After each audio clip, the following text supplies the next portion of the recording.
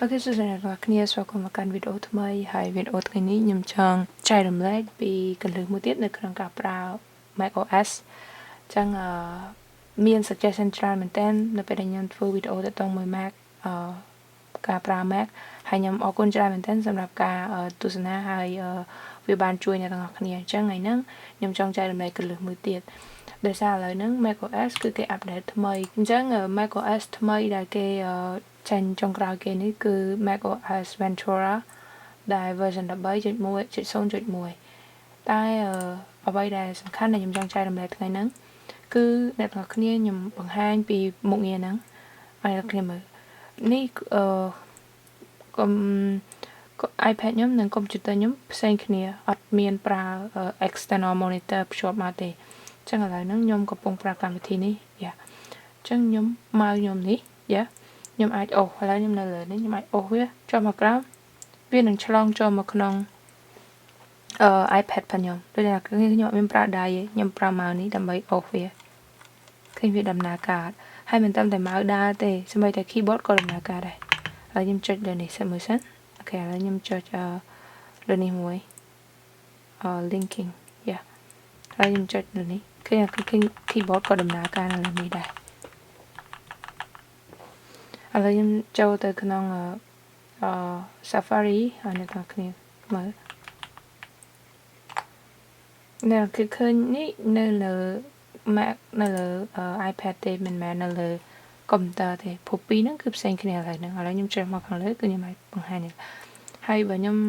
ចង់ចុចឲ្យផ្សេងទៀតអូ sorry វានៅជាប់គ្នាពេកអញ្ចឹងវាពេលខ្លះវាឆ្លងទៅលើខ្ញុំគឺខ្ញុំចុចខ្ញុំប្រើអីនេះទាំងអស់គឺប្រើលើ iPad អញ្ចឹងមានន័យថាមុខងារនេះគឺវាអនុញ្ញាតឲ្យអ្នកទាំងអស់គ្នាប្រើឧបករណ៍ keyboard និង mouse ដែលភ្ជាប់ទៅនឹង Mac ហ្នឹង directly ជាមួយនឹង iPad ផងយើងផ្ទាល់តែម្ដងយើងអាចអូសវាហើយទិសដៅមិនចាំបាច់តែខាងក្រោមទេអ្នកអាចអូសទៅខាងលើខាងឆ្វេងខាងស្ដាំអាស្រ័យទៅយើងសេរីដូចខ្ញុំធ្លាប់ប្រាប់ក្នុងវីដេអូមុនអញ្ចឹងបើអ្នកទាំងអស់គ្នាបានមើលខ្ញុំបង្ហាញហ្មងគឺយើងចូល system setting មកហើយយើងចូលមកកន្លែង display ហើយបន្តមកទៀតយើងឃើញវាលោតពី Yavin Air គឺជាឈ្មោះរបស់ iPad ផងខ្ញុំអញ្ចឹងយើងឃើញយើងចូលមកកន្លែង arrange ដោយសារថ្មីហ្នឹងគេបាន update ទៅវារៀងខុសគ្នាដែរអញ្ចឹងខ្ញុំបានអូសវាមកនេះអញ្ចឹងដល់គឺខ្ញុំឃើញវានៅខាងក្រោមបើខ្ញុំអូសវាមកខាងនេះចាំតិចឬក៏ខាងនេះសួរអញ្ចឹងឥឡូវខ្ញុំអូសវាមកខាងស្ដាំអញ្ចឹងឥឡូវខ្ញុំចុច done ពេលខ្ញុំអូសមកខាងក្រោមវាអត់ចេញដូចមុនហ្នឹងទេអញ្ចឹងខ្ញុំអូសមកស្ដាំវាចេញមកខាងនេះវាចេញមកនៅខាងនេះវិញដែលដល់ឃើញតែខ្ញុំ zoom តិចនេះខ្ញុំគិតថាមុខងារនេះគឺ cool មែនតើដោយសារតាវាអាចបែងចែកបានវាដឹងថាវា detect បានដល់ពេលណាយើងនៅលើ Mac ពេលណាយើងនៅលើ iPad អញ្ចឹងហើយការដំណើរការរបស់វាគឺ smooth ល្អមែនតើអញ្ចឹងខ្ញុំដូរវាមកខាងក្រោមវិញដោយសារខ្ញុំប្រើនៅខាងក្រោមយ៉ាអញ្ចឹងខ្ញុំតាមណាហើយវាចូលមកខាងក្រោមវិញហើយតែឃើញអញ្ចឹងឥឡូវខ្ញុំ type នៅលើចូលមកខាងក្រោម type នៅខាងក្រោមយ៉ាគឺថាតន់ចិត្តលឿនល្អមែនតើហើយអញ្ចឹងវាខុសគ្នាហ្នឹងទី1ហើយបើអ្នកទាំងគ្នាចង់ប្រើវាជា external monitor ដូចគ្នាអញ្ចឹងខ្ញុំធ្លាប់ប្រាប់ក្នុងវីដេអូមុនប៉ុន្តែដោយសារឥឡូវគេមានការ update ខ្លះខ្ញុំចង់បង្ហាញដែរអូហើយខ្ញុំភ្លេចបង្ហាញថាយើងត្រូវធ្វើម៉េចអញ្ចឹងជំហានទី1ដំបូងបង្អស់គឺយើងត្រូវភ្ជាប់ Wi-Fi របស់យើង connection Wi-Fi របស់យើងទៅ Wi-Fi ដែលដូចគ្នាអូខេចាំតិចគឺភ្ជាប់ដូចគ្នាអញ្ចឹង iPad ខ្ញុំក៏ភ្ជាប់ទៅកាន់ Wi-Fi នឹងដូចគ្នាដែរយ៉ាអញ្ចឹងទី1គឺ Wi-Fi ដូចគ្នាហើយបន្តមកទៀតយើងចូលមកកាន់កន្លែង control យើងនេះបើមិនជាវាអត់មាននៅទីនេះទេវាអត់មាននៅកន្លែងនេះទេយើងអាចចូលទៅកាន់ setting ហើយបន្ថែមវាបានតែបើវាមានស្រាប់យើងគ្រាន់តែចូលមកកន្លែងនេះមក display នេះចូលមកហើយវាមាន link keyboard and mouse to Yavin Air អញ្ចឹងអាហ្នឹងគឺយើងមកវា link អញ្ចឹងខ្ញុំមក display មួយយ៉ាយើងអាចចុចបូកកន្លែងនេះក៏បានដែរយើងចូលមកកាន់ system កន្លែង setting ផងយើងបន្តមកទៀត dương chốt bột còn lại cho display hay dương chốt bột còn lại ní về năng load về mình một nghĩa pi thì mỗi cứ link keyboard and mouse to hay mới tiếp cứ mirror and or extend to chẳng hạn một nghĩa ní cứ dương ai share mouse hay năng keyboard cho một người bán một nghĩa tí cứ dương ai private chỉ external monitor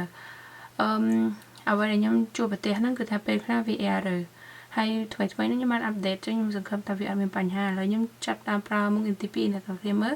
cứ mirror or extend chứ mình thay dương pra iPad dương chỉ external monitor bên thay và nhóm chặt đam đâu vì admin bản hà thế bên tay bị muốn nữa mà dạ muốn về muốn update cứ việc bên bản hà về cái việc lục để xoay vào bọt lục ảnh lục để xoay vào bọt dạ chẳng là cái là những iPad nhóm cứ pra to bị computer chẳng là những việc mình chỉ iPad thế đấy việc chỉ computer ấy của bà sinh chỉ nhóm mơ từ từ hồi những bậc terminal Việt mình là iPad đấy chẳng nè terminal nó chẳng tiền là lớn đấy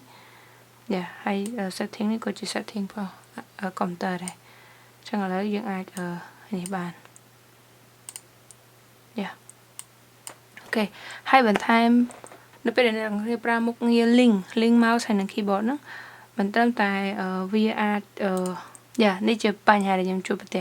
bây giờ nhầm switch lang chọn đó VR lột chẳng mà dạ chẳng kiểu tôi mới phát hiện là ngày bên tay ở bên nhầm trong bằng hai nữa nhầm chạy một món của computer về lột bài ra nhầm sơ bà mà yếu dân a file ưu thọ thà tôi bảo file dân share tại mouseនិង keyboard của bạn mình và tại dân ai ưu thọ thà rút thọ screenshot bằng dân ai bị càng lỡ dân đặt hàng crown bàn chẳng mình hay dân bảo trong copy pa rồi cái airdrop ấy chẳng là nó cứ lôi mình tên nó cứ thay lôi mình tên ngày chẳng ở video nhầm thấy nó cứ mình tập ngày chẳng bảo này tăng này chú chắc xong like hay subscribe hay dừng chú kênh không video bye bye